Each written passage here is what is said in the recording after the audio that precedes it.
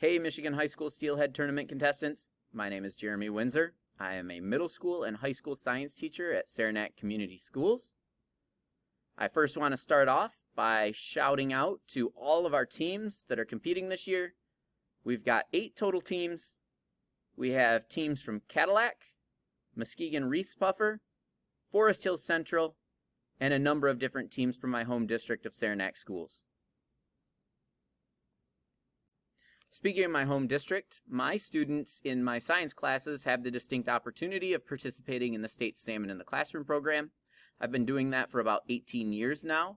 And out of the Salmon in the Classroom program, we started building large-scale aquaponic systems that now we fill with brown trout or rainbow trout, depending upon the year. And this just lends itself to having some discussions with kids about life cycles, about energy and matter cycling within systems, about things like diversity and how the environment plays into diversity. And then also our aquaponic system uses a number of biogeochemical cycles that allow us to talk about kind of natural processes that happen. And we're using these organisms as a model, which then eventually led to us talking about recreation and how we could get kids involved in doing things with like recreational angling. And that's kind of where this tournament has come from. We like the competition aspect of this, but also we'd really like you guys to learn a little bit about how these organisms fit into the environment as a whole and how we can be stewards of that natural resource, being the steelhead that we're catching in the tournament, or maybe even some of the salmon that we see migrating while we're targeting steelhead. Before I get to the tournament code, I want to do a couple of shout outs. First and foremost, Mr. Luke Smalley over at the Ionia County Career Center. He is the machine, tool, and die instructor, and he and his students went about printing up our awards this year. We have some absolutely massive medals that they printed up for us. And so we're going to award a lot of the tournament field this year with these super cool medals. I'm actually not even sure how we're going to get them in the hands of some of the teams that are from outside of the area. We might have to do a meetup at the end of the tournament in order to drop off medals, just because I don't know if I can even ship them. They're super awesome. So thank you, Mr. Smalley, and your students only over at the Ionia County Career Center. Also, another shout out, another thank you. Many of you guys have been competing for these. These rod reel combos were sent over from Jay Sporting Goods. They sponsored 4 of them for the tournament that we've been getting in the hands of students prior to the tournament. And we're really, thankful that they were willing to send those over. They were pretty highly expensive salmon and steelhead rod reel combo. So hopefully they get a lot of use as we get rolling into the tournament in the next couple of weeks, for those of you that have won them. If you won one and it's not in your hands yet, we'll get it to you quickly. The next thank you, I want to shout out to Blood Run Tackle, Greg over at Blood Run. He printed up all of our tournament shirts. Michigan High School Steelhead Tournament, and then on the back, we got the Blood Run emblem. So super cool of Greg. He's the president over there. Thank you for that. And then finally, he also shot us some floats to get in the hands of all of you participants. So if you don't have these yet, please be expecting them. We're going to get them out to you so that you can use them for the tournament. And hopefully we can get them to you real quickly here.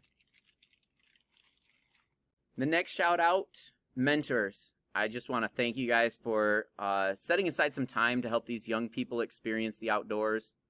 And just give them a little bit of the knowledge base that you have built over the years as well. I know I'm very thankful for the people that invested in me early on and got me interested in, trout and salmon fishing. I know as a young kid, my parents had a cabin in Baldwin. I spent a lot of time fly fishing the flies only stretch of the Pere Marquette River. And without that input of like my grandpa and my father and some other people that were just friends of the family, I wouldn't have the appreciation of the natural resource that I have today, which would probably lead to a situation where I was doing things very differently in my classroom versus what I currently do with my students. So mentors, you mean a lot to not only these young people, but also I sincerely want to thank you for designating some time and saying, hey, I'm willing to take some kids out on the water and do the best that we can to try to get some fish. All right, without any further ado, we have to talk about the calling cards. You have to have your calling cards with you when you're fishing if you plan on submitting a fish for entry into the tournament for your overall standings. If you don't have your calling card, you're out of luck. If you don't get it in a picture and it doesn't have the code that I'm about to release on that calling card, it's not going to count in the tournament. So please make sure that you're taking it with you. So calling cards, have them with you anytime you're on the water. This is what they look like. You probably have your team name down here at the bottom and a team identification number here. And then we've got a little empty space over here. This empty space is for you to put your code that I'm going to release to you that says, yes, the tournament has started and now you're entering fish into the tournament. The other thing that you need to have with you all the time is your bump board. Bump boards do expand. If you catch a fish bigger, you're going to open it up. It's going to lock into place. Make sure that you're not, accidentally making it too long. One thing that we ran into in the last couple of years too is that when you take pictures with some cell phones, and so say that we've extended this out and I'm taking a picture with my cell phone and the fish's tail is like, over in this general area. When your phone is a long ways away, it's really hard to see the actual length of the fish. So do me a favor, take a picture of your fish and then take a second picture. So take a picture with the whole bump board out with your fish laying on it so that I can see where your tail is at. But then also take a second picture for me. So if I've got my bump board laying out, take a second picture that's kind of zoomed in over here at where the tail is. So help me out. It's not going to be it's not going to be something that's imperative. So if you don't do it and you're trying to get a fish back in the water and you just, forget to do it, it's not a huge deal. My judges panel is going to make an estimation based on where they see it on the bump board. And I don't want it to be a situation where you're like, well, it was a 1/4 inch longer in actuality, but the judges panel told me that it was a 1/4 inch shorter and that was what I was awarded. So if you don't want that guesstimation to occur where the judges panel is like, well, we believe it to be this length, shoot me a second picture that I can just send to my judges panel and be like, here, this fish was submitted. They have a zoomed up picture towards the tail so that I know it's the same fish, and I can get that information to them where they can make an accurate representation of what the overall length of your fish is. So as a reminder, the standings are the top 3 fish, your 3 biggest fish. So if you catch a 20-inch steelhead, a 21-inch steelhead, and a 23-inch steelhead, the total length is your overall standing. Now, that does not mean that you have to stop fishing at 3 fish. You could go back and say, you know what, I think we can catch a fish bigger than 20 inches, and you're submitting your next fish as being your 4th fish is, say, another 23-inch fish. It's going to eliminate that 20-inch fish that you already have inside of your overall standings. So now you've increased by 3 inches in your overall standings, if that makes sense. So if you have questions over that, please feel free, shoot me a text message. If there's concern over something, shoot me a text message. I'll send it to my judges panel. My judges panel's decisions are final. If you think that there is a discrepancy in something, we will always look at it a second time. But please understand that when they make a decision on that second time, if you're doing some type of appeal and saying, hey, we think it was this, and maybe your length was a 1/4 inch less or a 1/2 inch less, could you please take a second look at it? If they come back and say it's the same length, that's final. Okay? These people are donating their time in order to get this tournament rolling and get the standings done. I'm not going to ask them to spend hours and hours and hours debating about the overall length. Okay? All right. Next reminder, when you put the fish on the bump board, you need to be able to read, and this might be backwards in my video. I don't remember if I flipped the screen or not. You need to be able to read the manufacturer's label. Okay? So when you lay your bump board down, you should have the manufacturer's label facing up. Okay? So you should be able to read it as if you were reading a book.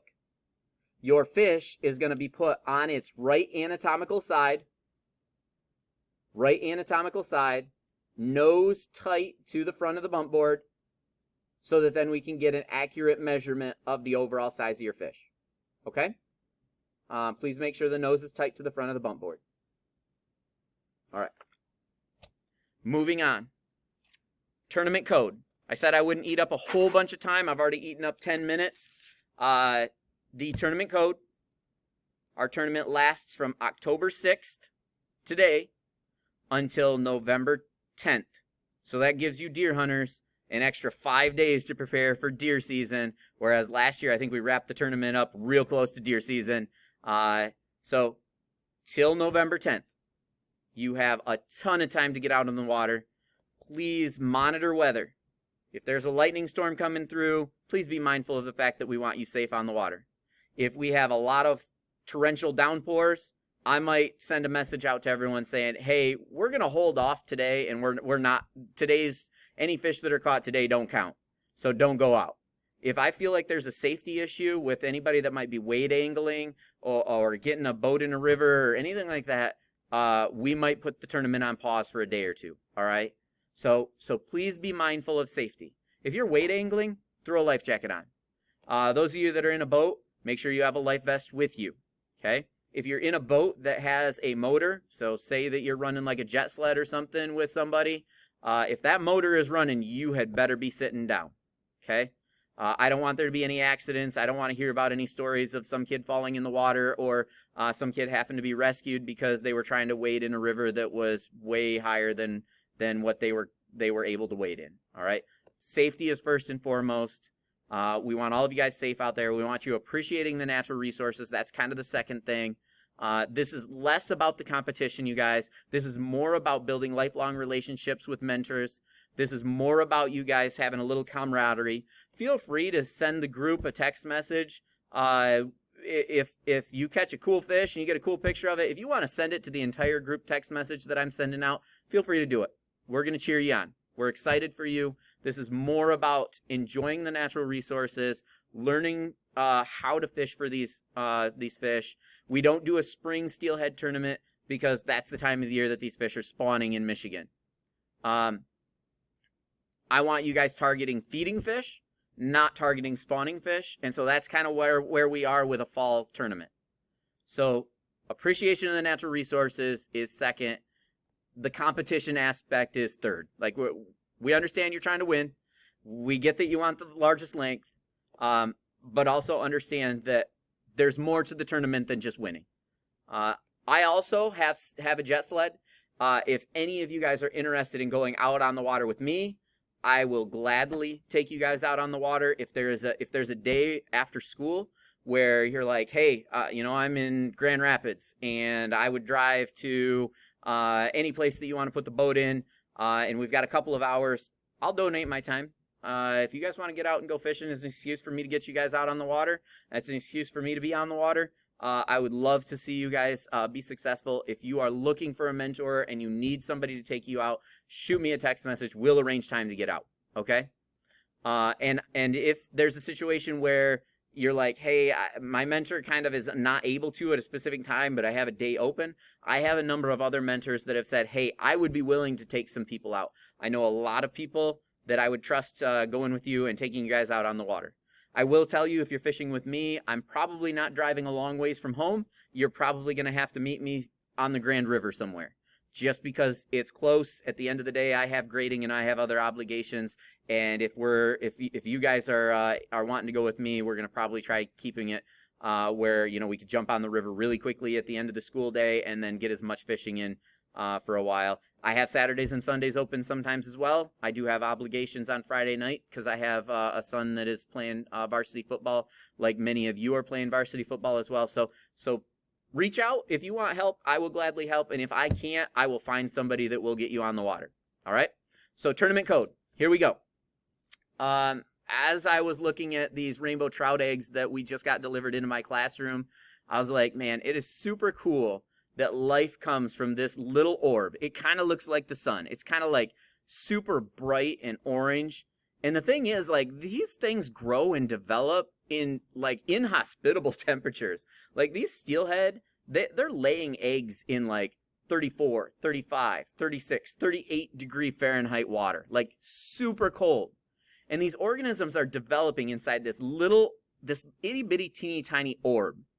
and they're gonna stay in that orb for a while until they hatch, and then they're gonna be like these little elvins that carry around this yolk sac, and they kind of stay submerged inside of the substrate, because if you're swimming around with this big yolk sac and you're kind of obvious to other predators, I mean, you're gonna get eaten, and it's like end of gene pool, right? Like your genes are gone, and so I just find them so fascinating that life can live in this cold environment.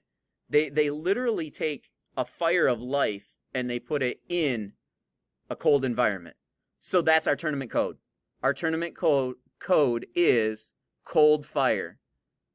Thinking about these organisms that are, staging up in all of our rivers and streams throughout Michigan right now, they're going to kind of hang out throughout the winter, and they're going to get ready to lay the next generation in the rivers and streams. That is such a cool cold fire that is started in the spring. Those little elvins grow. They kind of adapt to their environment. They absorb their yolk sac, then oftentimes migrate back out to one of our Great Lakes to kind of continue on their life cycle. And then as time goes on, those adults, those ones that make it to adulthood, they're going to make it their way all the way back into our rivers and streams and start the next generation. That's so awesome. So cold fire is our tournament code. Please make sure it's written on your calling card in a place that I can see it. All right. Good luck, tournament contestants. You have until November 10th to get your submissions sent to me. Send them to the text message that I've been sending out. If for some reason you've not been receiving text messages from me over the last couple of weeks, please shoot me an email or find a way to get a hold of me. I guess I can get you guys some contact information in the event that there's kind of an accidental, I've been sending text messages to the wrong phone number. If you need to get a hold of me, like you're not getting text messages from me right now, feel free to shoot me an email and I'll send you my personal cell phone number. My email address is winsorjer, WINSORJER, at SCS-staff, STAFF.org. So shoot me a email. That way then I can send you my cell phone number and I can make sure that you guys are getting information from me. And then also I'm receiving information from you as far as photographs of your fish. All right. Good luck, tournament anglers. Please be safe out there. Again, if you need anything from me, please feel free to reach out. Good luck.